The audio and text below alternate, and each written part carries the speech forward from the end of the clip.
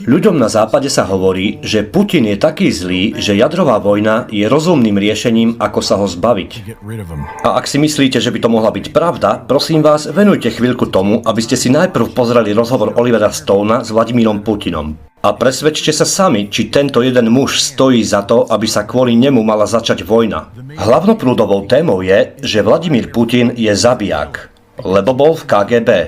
Ale to, čo ti nepovedia, je, že z KGB odišiel, lebo nesúhlasil s ich metódami.